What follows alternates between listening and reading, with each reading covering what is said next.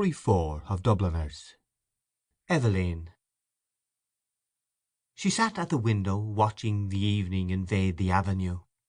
Her head was leaned against the window curtains, and in her nostrils was the odour of dusty cretonne. She was tired.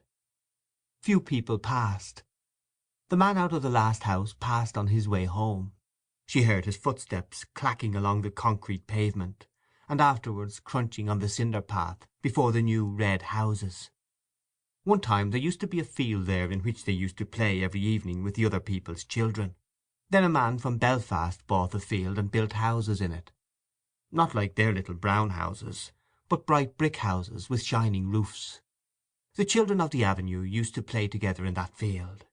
The Devines, the Waters, the Dunns, little Keogh the cripple, she and her brothers and sisters. Ernest, however, never played. He was too grown up. Her father used often to hunt them in out of the field with his blackthorn stick, but usually little Keogh used to keep nix and call out when he saw her father coming. Still, they seemed to have been rather happy then. Her father was not so bad then, and besides, her mother was alive. That was a long time ago. She and her brothers and sisters were all grown up. Her mother was dead. Tizzy Dunn was dead too, and the Waters had gone back to England. Everything changes. Now she was going to go away, like the others, to leave her home. Home.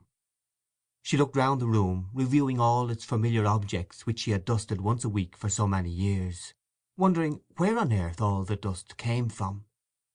Perhaps she would never see again those familiar objects from which she had never dreamed of being divided. And yet during all those years she had never found out the name of the priest whose yellowing photograph hung on the wall, above the broken harmonium, beside the coloured print of the promises made to Blessed Margaret Mary Alacoque. He had been a school friend of her father. Whenever he showed the photograph to a visitor, her father used to pass it with a casual word, "He is in Melbourne now." She had consented to go away, to leave her home. Was that wise? She tried to weigh each side of the question. In her home, anyway, she had shelter and food. She had those whom she had known all her life about her. Of course she had to work hard, both in the house and at business. What would they say of her in the stores when they found out that she had run away with a fella? Say she was a fool, perhaps, and her place would be filled up by advertisement. Miss Gavin would be glad. She had always had an edge on her, especially whenever there were people listening.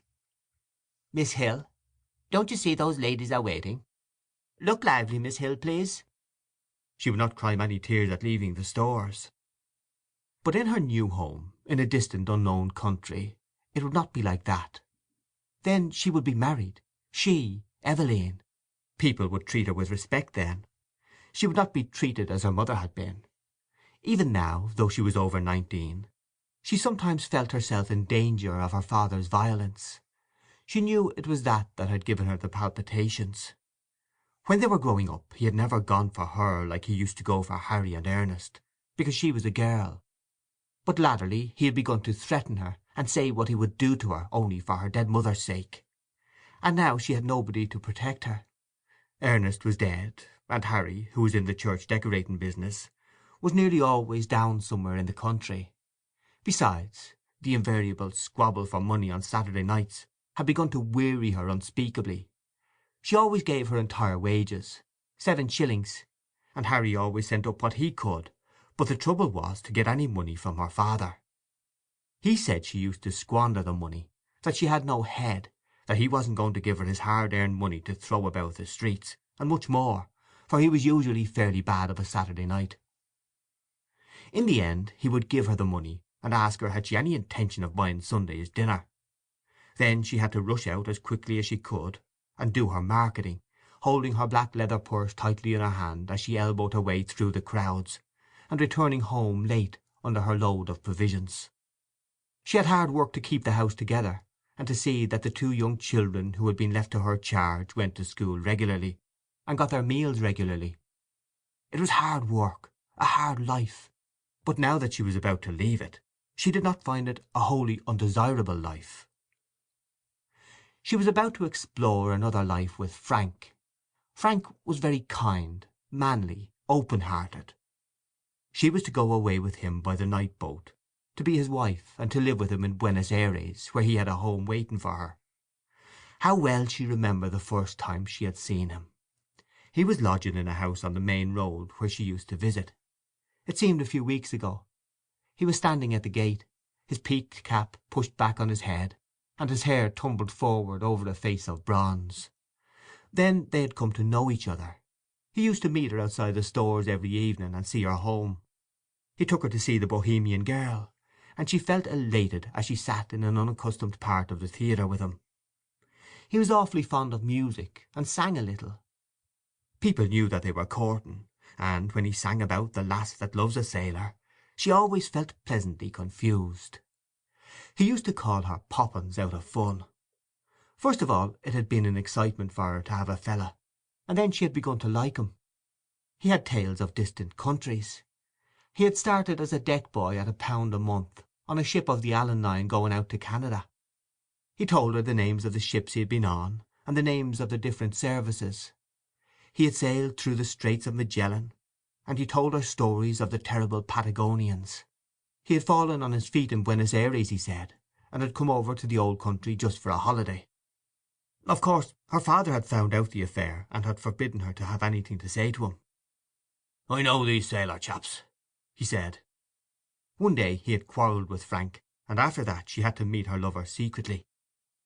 The evening deepened in the avenue. The white of 2 letters in her lap grew indistinct. One was to Harry, the other was to her father. Ernest had been her favourite, but she liked Harry too. Her father was becoming old lately, she noticed. He would miss her. Sometimes he could be very nice. Not long before, when she had been laid up for a day, he had read her out a ghost story, and made toast for her at the fire. Another day, when their mother was alive, they had all gone for a picnic to the Hill of Hope. She remembered her father putting on her mother's bonnet to make the children laugh.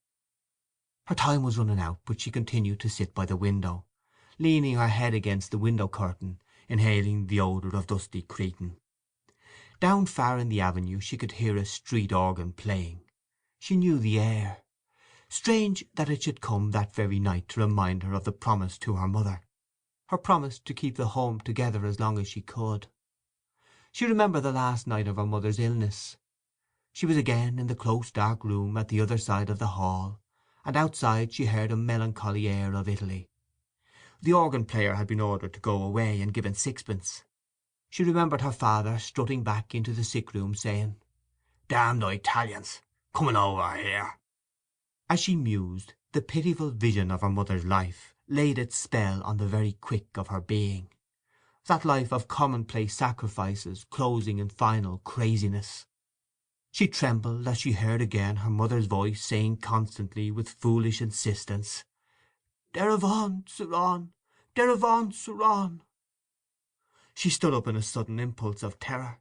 Escape! She must escape! Frank would save her. He would give her life, perhaps love too. But she wanted to live. Why should she be unhappy? She had a right to happiness. Frank would take her in his arms, fold her in his arms. He would save her. She stood among the swaying crowd in the station at the north wall. He held her hand, and she knew that he was speaking to her, saying something about the passage over and over again. The station was full of soldiers with brown baggages.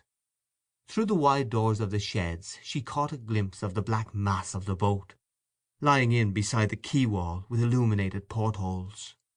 She answered nothing.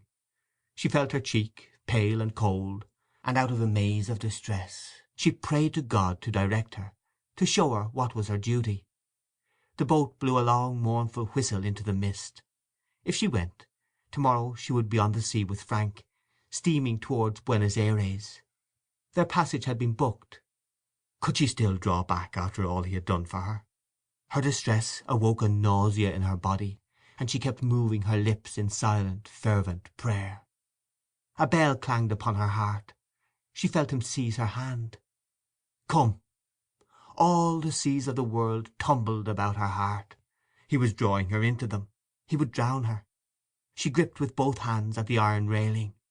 "Come!" No, no, no, it was impossible. Her hands clutched the iron in frenzy. Amid the seas she sent a cry of anguish. "Eveline! Evie!" He rushed beyond the barrier and called to her to follow. He was shouted at to go on, but still he called to her. She set her white face to him, passive, like a helpless animal. Her eyes gave him no sign of love, or farewell, or recognition. End of Story 4. Eveline.